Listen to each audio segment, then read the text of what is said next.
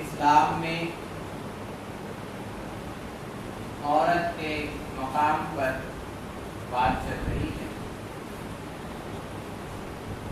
میرا اور آپ کا جو بھی محمد رسول اللہ صلی اللہ علیہ وسلم پر ایمان لایا ہے اور جس کا یہ دعویٰ ہے کہ وہ اسلام پر کا پیروکار ہے، اسلام پر چلنے والا ہے، اس کا یہ عقیدہ ہے کہ اسلام سب سے اعلیٰ، عرفہ اور عظیم الشان مذہب ہے اور اللہ تعالیٰ کا پسندیدہ مذہب ہے، اور رب تعالیٰ کا اس بات پر جتنا شکر بجا لائیں کم ہے کہ اس نے ہمیں محمد رسول اللہ صلی اللہ علیہ وآلہ وسلم کی امت میں پیدا کروا، اور ایسی امت کہ جس امت میں آنے کے لیے پیغمبروں نے دعائیں، پیغمبروں نے اس امت میں پیدا ہونے کی دعائیں،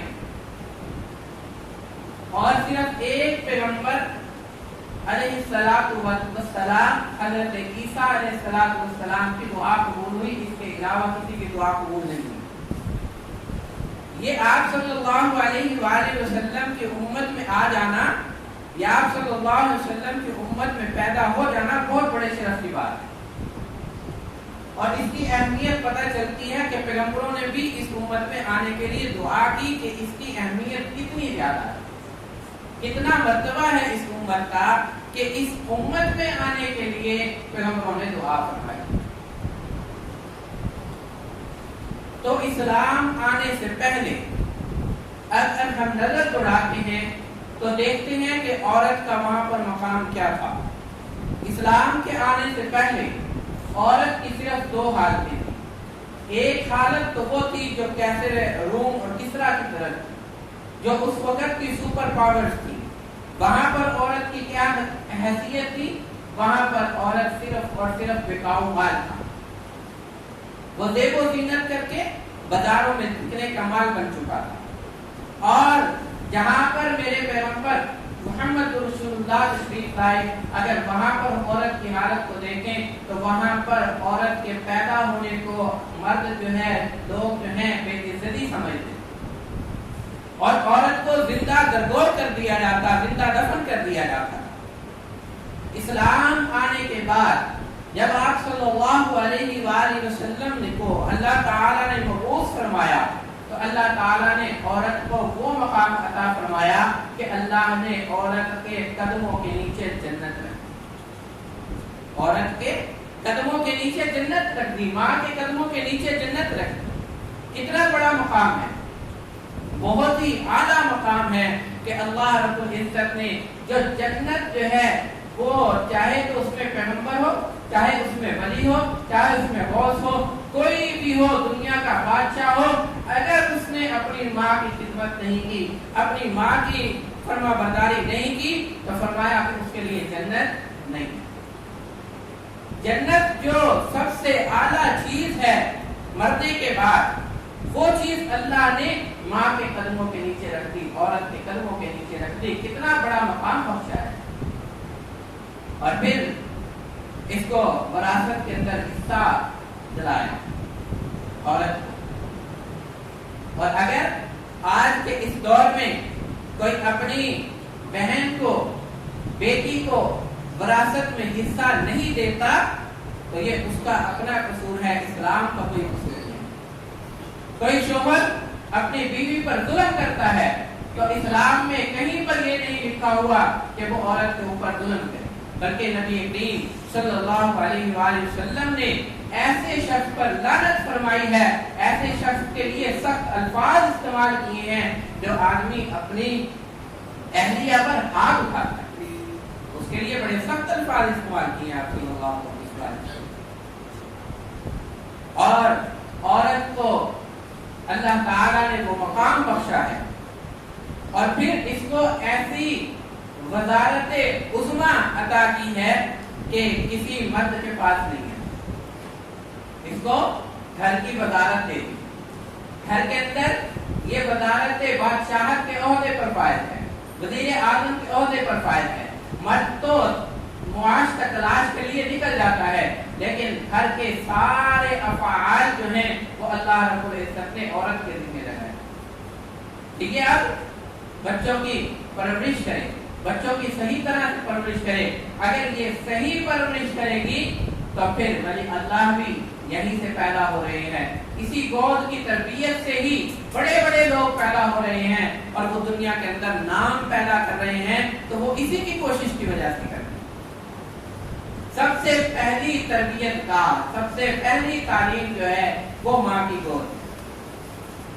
ایسا تو نہیں ہے کہ عورت کے ذمہ صرف اور صرف بچیوں کی تربیت ہے، بلکہ عورت کے ذمہ مرد کی تربیت بھی ہے، بچے کی تربیت بھی ہے، بچے کی تربیت، دونوں کی تربیت کو ذمہ لگایا۔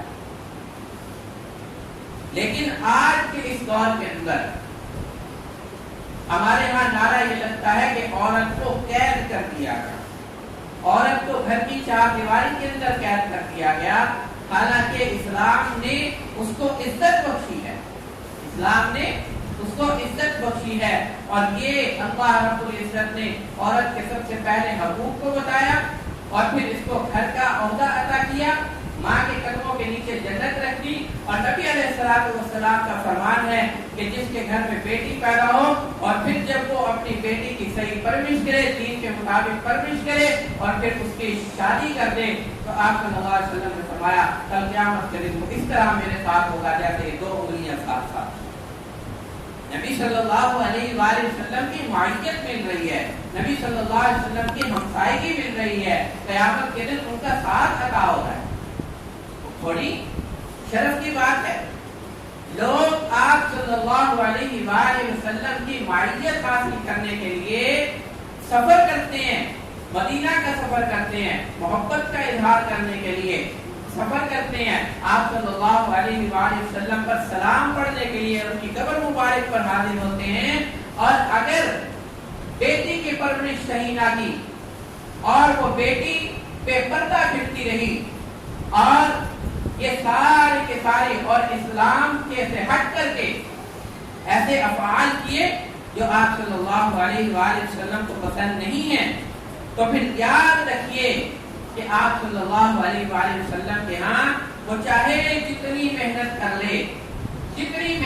ले, जितने दुरूद पढ़ ले, अगर उसने अपने बच्चों की परवरिश सही नहीं की, बेटी की परवरिश सही नहीं की और अपने घर का जो ये अल्लाह का हुक्म है कि औरतों को करना फी बुयूतिकुन, कि औरतें करार से घर में रहें, अगर इस हुक्म को पूरा नहीं किया तो फिर कल क़यामत के दिन कोई आदमी ये ना सोचे कि उसको आप सल्लल्लाहु अलैहि वसल्लम उसकी सिफारिश कर दें। भाई हम इस्लाम को मानने वाले हैं तो इस्लाम के मुताबिक ही सारे के सारे काम होंगे। और आज के दौर में लोग बड़ा अजीब जो है वो मंतिक पेश करते हैं कि देखो अगर हम औरत को ये आज़ादी ना दें कि वो बाहर जाकर के मुलाजमत करे या बेपर्दा वो रहे, तो लोग मजाक उड़ाते हैं, लोग मजाक उड़ाएंगे या काफिर जो है वो मजाक उड़ाएंगे कि देखो इन्होंने औरत को चार दीवारी के अंदर कैद करके रख दिया है। लेकिन अल्लाह रब्बुल इज्जत ने इसका बड़ा ही जबरदस्त जवाब दिया है सूरह मुतफ्फिफीन में। वो लोग जो काफिर हैं वो मुसलमानों का दुनिया के अंदर मजाक उड़ाते हैं। आज तो हमारे यहाँ जो मॉडर्न लोग हैं, जो लिबरल लोग हैं, वो दीनदार लोगों का मजाक उड़ाते हैं कि देखो इसने दाढ़ी रखी, ये अपने घर वालों से पर्दा करवाता है। इस तरह के मजाक किए जाते हैं। तो ऐसे लोगों के लिए अल्लाह रब्बुल इज्जत ने फरमाया वल्लज़ीना आमनू मिनल कुफ़ारि यज़हकून, कि जो लोग ईमान वाले होंगे तो क़यामत के दिन कुफ़ार का मजाक उड़ाएंगे। अलल अराइकी मुत्तकिऊन, और वो तकियों लगा करके बैठे हुए हैं। दुनिया के अंदर ये मजाक बर्दाश्त कर लो, ये तानो तशरीह बर्दाश्त कर लो, तो कल क़यामत के दिन अल्लाह रब्बुल इज्जत ने यह खुशखबरी सुनाई है कि मुसलमान तो बड़े अच्छे अंदाज से तकियों पर बैठे होंगे, जेवर और हाथों में कंगन पहने हुए होंगे, बेहतरीन किस्म के ताज उनके सरों पर सजे हुए होंगे, बेहतरीन तकिए लगे हुए होंगे, तख्तों पर बैठे हुए होंगे, और कुफ्फार जो है वो जहन्नम में होंगे। और फिर मुसलमान देखेंगे, आहा आज देखा तुमने, तुम दुनिया के अंदर हमारा मजाक उड़ाया करते थे, आज तुम्हारा मजाक बना या नहीं बना। भाई आखिरत को देखो, दुनिया के मजाक को ना देखो। ये नारा लोग लगाते हैं कि औरत को शाना बशाना काम करना चाहिए, कि आपने आबादी का एक उज़ू जो है वो जो है ऐसा कर दिया कि वो किसी काम नहीं आ रहा। आप ये पूछें क्या उन्होंने सारे मर्दों को काम पर लगा दिया? सारे के सारे मर्द जो हैं वो रोजगार हो गया उनका, सबको उनको रोजगार मिल चुका है। जो इनको इस आबादी की फिक्र पड़ी, तो सबसे पहले क्या है कि वो इसको तो काम पर लगा दे, मर्दों की तो फिक्र कर ले कि ये सारे के सारे रोजगार पे आ जाए, इनको रोजगार मिल जाए। फिर उसके बाद जो है ये भी सारी की सारी जो तौजीहात है ये बिल्कुल इस्लाम के साथ इसका कोई ताल्लुक नहीं। और फिर जिन्होंने ये तजर्बा किया कि औरत को मर्द के शाना बशाना काम करने का नारा लगाया और फिर औरत को घर से बाहर निकाला, चार दीवारी से बाहर निकाला, आओ जरा उधर नजर चुरा के देखते हैं कि वहां पर औरत का क्या हाल है। चंद एक औरतों के जो किसी ओहदे पर फायद हो गई, किसी कंपनी की चेयरमैन लग गई या किसी मुल्क की वज़ीर आज़म बन गई, चंद एक हैं, लेकिन लाखों की तादाद में औरतें आपको सड़क पर सुबह सुबह बर्गर हाथ में पकड़े हुए, बस का डंडा पकड़े हुए चलती हुई नजर आएगी, ट्रेन के अंदर खड़े हुए सफर करती हुई नजर आएगी और दौड़ लगी हुई है जरिया मुआश कमाने की। आप देखें क्या ये औरत की इज्जत है या बेइज्जती है? ये औरत की बेइज्जती है। अल्लाह रब्बुल इज्जत ने औरत को जो मकाम अता फरमाया था, बता दिया कि ये कीमती है, बता दिया कि ये इसके पांव के तले जन्नत है, बता दिया कि इसकी परवरिश करोगे, परवरिश करने पर रसूलुल्लाह सल्लल्लाहु अलैहि वसल्लम की मायत नसीब होगी, बता दिया ये सारा के सारा तरीकाकार बता दिया कि औरत का इस्लाम के अंदर क्या मकाम है। और फिर अल्लाह रब्बुल इज्जत ने फरमाया कि इतनी कीमती है, इतनी कीमती है, युदनीना मिन अलैहिन्ना मिन जलाबिबिहिन, फरमाया कि अब इसको चाहिए कि ये पर्दा करे। इतनी कीमती चीज है, इतनी कीमती चीज है कि इसको सरेआम छोड़ा नहीं जा सकता, इसको छुपा करके रखा जाए।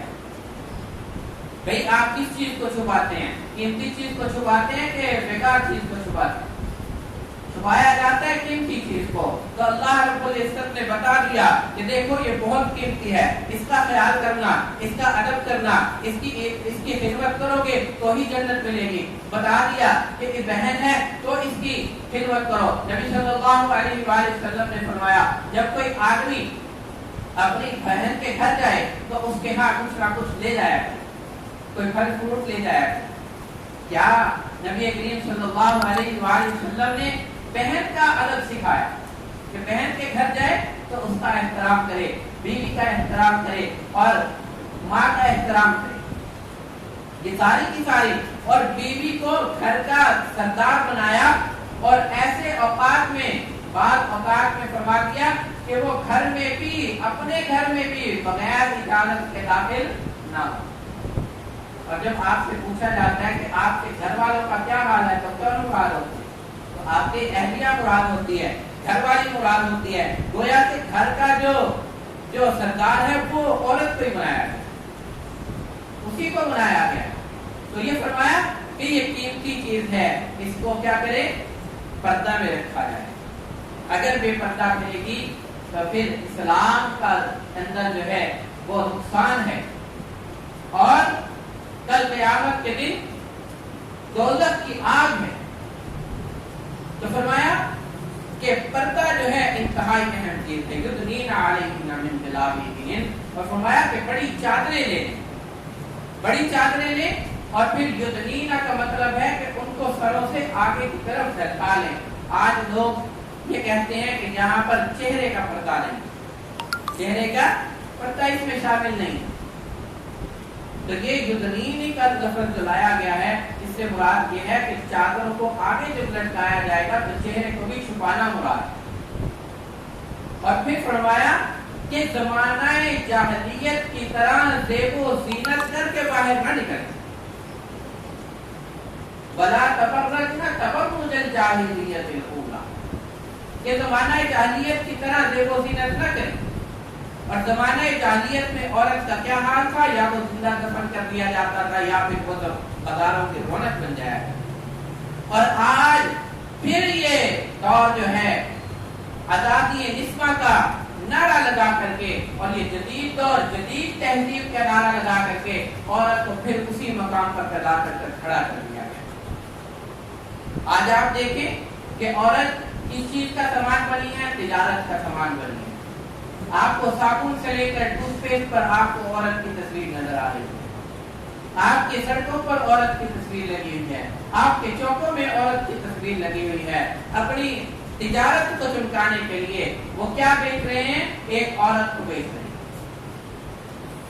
हर जगह पर ये वही काम जो आप सल्लल्लाहु अलैहि वसल्लम के आने से पहले जो कुफार के यहाँ औरत की मकाम था, वही मकाम दोबारा से लौट कर आ रहा। आप हमारी न सुने, आप अपने उलमा की न सुने, लेकिन उनकी तो सुन लें जिन्होंने तजर्बा करके देख लिया। रूस का एक बड़ा आदमी था, गोरबाचोव नाम था उसका। वो कहता है कि मैंने अपने ہم نے اپنے مغربی ممالک کے اندر یہ عورت کو گھر سے باہر تو نکال لیا اور ہم نے کچھ معاشی ترقی بھی کر لی، یعنی پروڈکشن زیادہ ہو گئے، مال زیادہ تیار ہونے لگا اور اس کی وجہ سے ہم نے ہمارے ملکوں نے ترقی کی، کچھ معاشی اہداف جو ہیں وہ حاصل کر لیے، لیکن جو سب سے بڑا ہمیں نقصان ہوا ہے وہ ہمارا خاندانی نظام بگڑ کر رہا ہے۔ اور یہ جو نقصان ہوا ہے، وہ جو ہم نے فوائد حاصل کیے ہیں، یہ نقصان اس سے کہیں زیادہ ہے، کہیں زیادہ ہے۔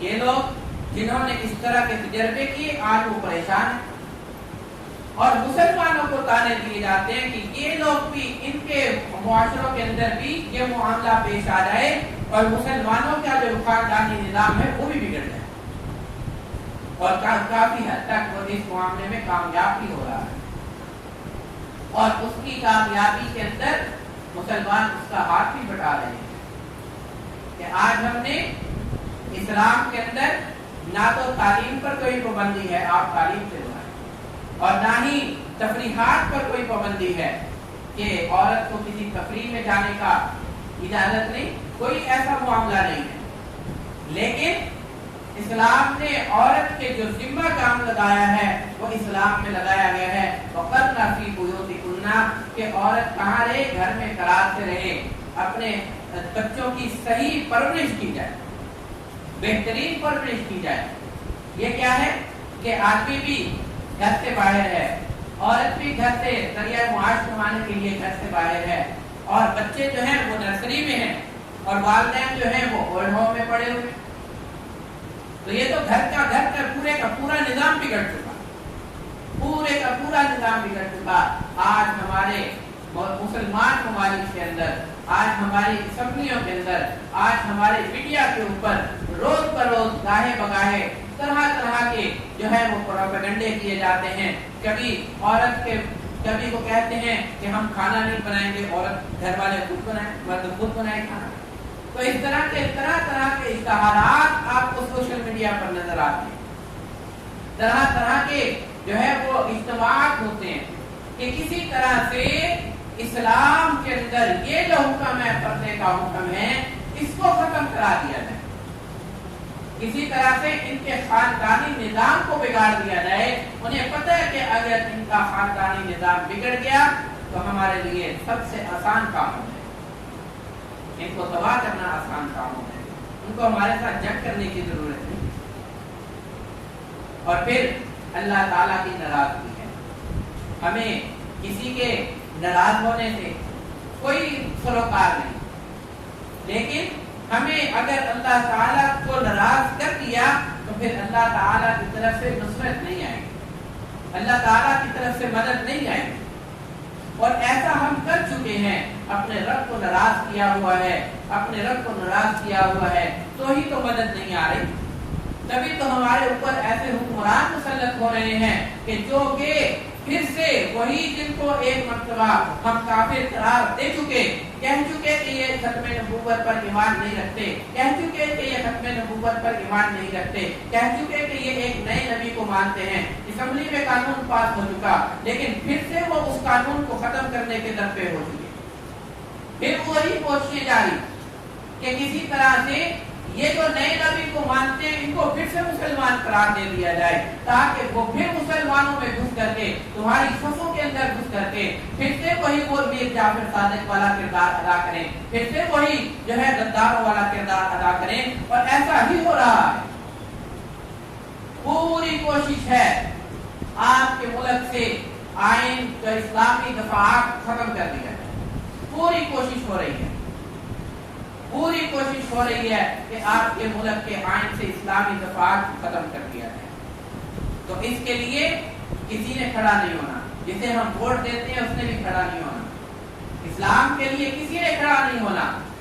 اسلام کے لیے اگر کھڑا ہوگا تو وہی کھڑا ہوگا جس کے دل کے اندر اسلام کی محبت ہے، جو اللہ پر ایمان لایا ہے اور اس کو پتہ ہے کہ اس نے اللہ کے احکامات کو بجا لایا ہے۔ آپ یہ سوچتے ہیں کہ آپ نے جس کو ووٹ دے دیا وہ اسمبلی میں اس کے آگے کھڑا ہو جائے گا؟ کبھی نہیں۔ اور چوری چھپے جو ہیں آپ کے دین کے اوپر چھریاں چلائی جا رہی ہیں، اسلامی دفاعات کو ختم کیا جا رہا ہے، تو ایسا ہم نہیں ہونے دیں گے انشاءاللہ۔ جب تک عوام کی طاقت اور مسلمانوں کی طاقت ہے، اور یہ آپ ہر وقت تیار رہیے، ہر وقت تیار رہیے کہ اگر ہمارے اوپر کوئی ایسا قانون مسلط کرنے کی کوشش کی گئی کسی بھی دور میں، کسی بھی حکومت میں، کسی بھی وقت میں، کسی بھی دور میں، کسی بھی وقت میں اگر کوئی ایسا قانون مسلمانوں پر مسلط کرنے کی کوشش کی گئی تو ہم اس کے خلاف کھڑے ہوں گے۔ اور سب سے بڑا جہاد یہی ہے کہ وقت کے ظالم حکمران کے سامنے کھڑے ہو جائیں۔ ایسا کوئی قانون پاس نہیں ہونا چاہیے، تو اس کے لیے سب انشاءاللہ کوشش کریں گے، ہر کوئی اپنے اپنے مقام پر کوشش کرے کہ یہ ملک جو ہے ہم نے اسلام کے نام پر حاصل کیا ہے۔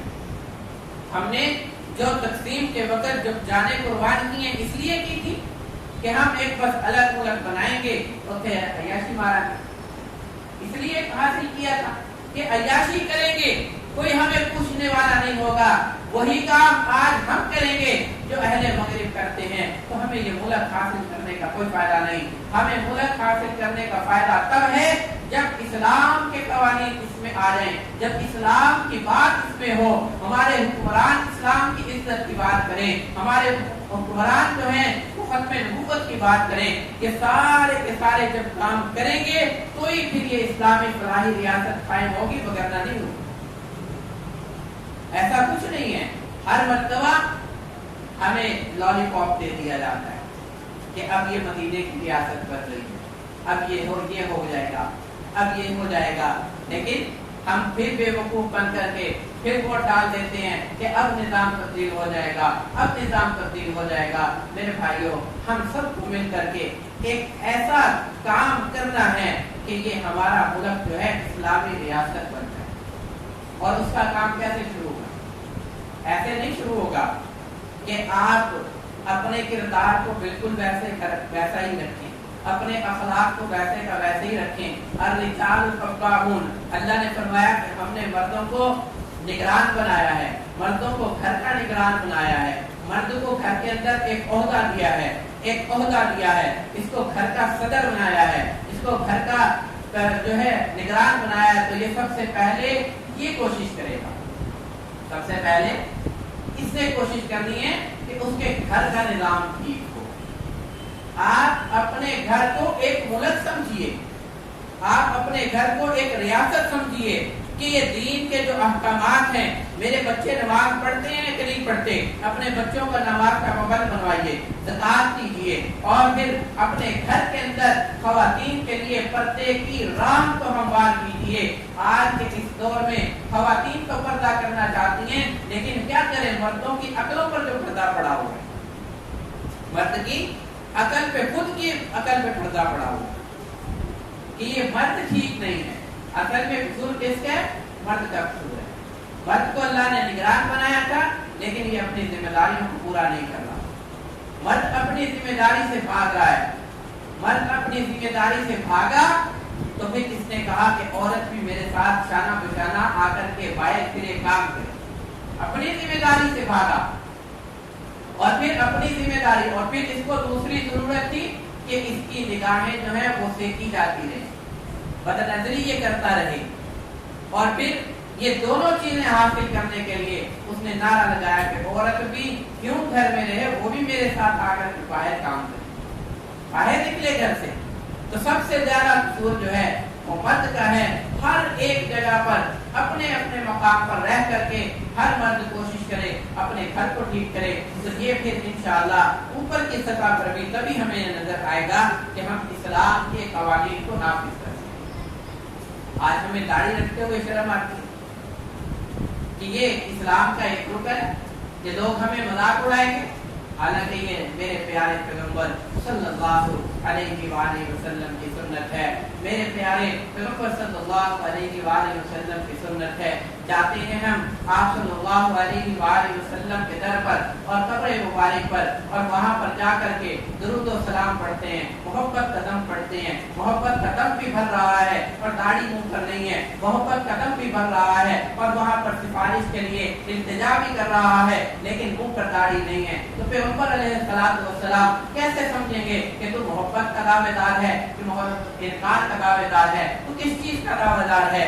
इसलिए सबसे पहले अपनी हालत को तब्दील कीजिए, इस्लाम के अहकामात को अपनी पेशानी पर रखिए, इस्लाम के अहकामात को अहमियत दीजिए, तभी जाकर के ये हमारा निज़ाम बदलेगा और अल्लाह ताला हमें इज्जतें अता फरमाएंगे। इस्लाम जो है इज्जत का नाम है।